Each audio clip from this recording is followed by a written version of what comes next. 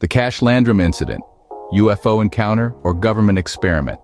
An intriguing question, isn't it? This remarkable event unfolded on a chilly winter's night, December 29, 1980, in the small, unassuming town of Huffman, Texas. Three individuals found themselves at the heart of this extraordinary incident: Betty Cash, Vickie Landrum, and young Colby Landrum. Their night took a turn for the bizarre when they encountered what they described as an enormous, diamond-shaped UFO hovering ominously in the darkened sky. This was no ordinary sighting, no fleeting glimpse of a mysterious light. No, this was a close encounter, a face-to-face confrontation with the inexplicable, a spectacle that left them in awe, fear, and ultimately, poor health. This event, now known as the Cash-Landrum Incident, remains one of the most compelling and controversial UFO encounters of the 20th century. An ordinary night took an extraordinary turn for these three unsuspecting individuals.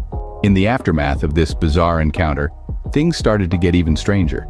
The three witnesses, Betty Cash, Vickie Landrum, and Colby Landrum, began to experience some inexplicable physical effects.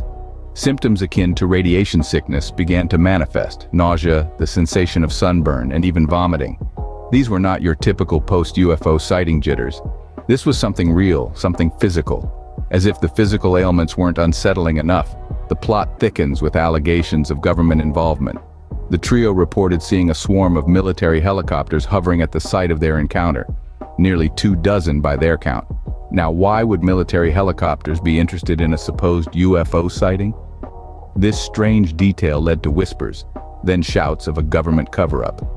Was this unidentified flying object a product of our own government's secret experiment? In their quest for justice and answers, Betty Cash and Vickie Landrum decided to take on the U.S. government, filing a lawsuit for their physical suffering and emotional distress. They believed that the government had knowledge of or was involved in the strange incident that had so drastically affected their lives.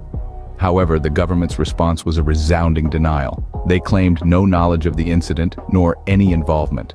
The lawsuit, unfortunately, was unsuccessful. The court found no evidence of government culpability or any proof that the strange object they encountered was indeed of terrestrial origin. The lack of concrete evidence left the witnesses frustrated and the public intrigued. The case was dismissed, leaving more questions than answers. And so, the Cash-Landrum Incident remains a mystery, shrouded in secrecy and speculation. The alleged cover-up adds another layer of intrigue to an already baffling case. As the government remained silent, the shadows of doubt and conspiracy began to loom large over the incident. As the dust settled on the lawsuit, the health of our witnesses took a turn for the worse. Betty Cash, Vickie Landrum, and Colby Landrum didn't just walk away with a story to tell, but with a legacy of health conditions that would haunt them for the rest of their lives.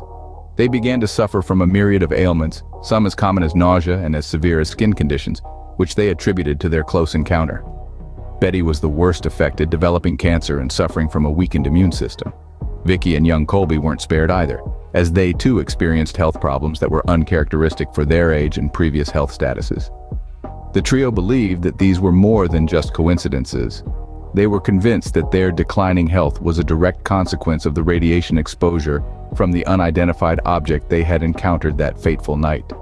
Their health deteriorated, but their resolve to reveal the truth remained unshaken. So, what really happened on that fateful December night in 1980? We've journeyed through the mystifying tale of the Cash-Landrum Incident, a narrative shrouded in secrecy and intrigue. The event, as recounted by the witnesses, is nothing short of extraordinary. A mysterious craft, a legion of helicopters, and inexplicable physical ailments. The alleged government cover-up adds another layer of enigma to this story. The lack of official records, the dismissal of the case, and the silence that followed. It all points to a reality that is kept hidden from us, a puzzle piece that we're yet to find. Then there's the tragic health conditions of the witnesses. The burns, the nausea, the long-term damage, symptoms that are hard to attribute to anything ordinary. These lingering effects serve as a grim reminder of that night's encounter. Despite the passing of several decades, the Cash-Landrum Incident remains an unsolved mystery, a testament to our never-ending quest for truth in the unexplained.